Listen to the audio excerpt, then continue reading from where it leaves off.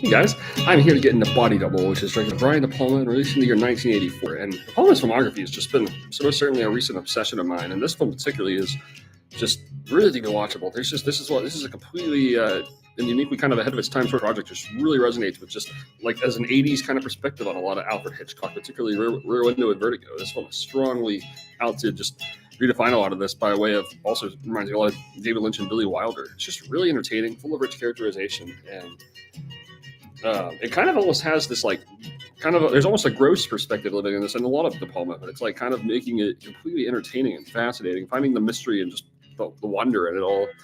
Again, a lot of what makes Hitchcock's project so wonderful. This is another kind of just unreal, surreal, kind of just dream sort of unfolding into the dark places, like a lot of voyeurism, a lot of characters who are living in obsession within like depths of a film set, and it's just sort of exploring how characters just find their obsession leads into all kinds of strange sort of scenarios, a lot of violence, a lot of suspense, just a lot of unpredictable sort of scenarios. It just has a wonderful aesthetic value about it. I just love this atmosphere. Also, some strongly influenced by Michelangelo Antonioni. You just kind of get all these. It's just atmosphere. You just follow characters, and it just ultimately kind of leaves this disturbing horror tone. But it's just really fun to rewatch a lot of these scenes and the way they pace out. Like a lot of them, like scenes on set, even kind of like awkwardness in between, like just by way of just a lot of voyeurism going on here.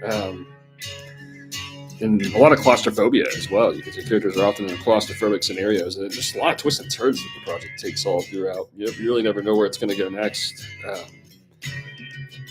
And it's just, it's kind of got a wicked way about it. It's very kind of violent, and again, that was kind of Brian De Palma in general throughout the '80s. Like he was kind of just looking at, kind of transitioning from a lot of like thriller perspective to more of like a crime perspective. But it's probably the most he was back on that. His '70s kind of outlook, and more of an '80s kind of way. But again, just turns out to be more than anything, just very Hitchcockian. And this is wonderful cinema. It's strongly recommended from start to finish.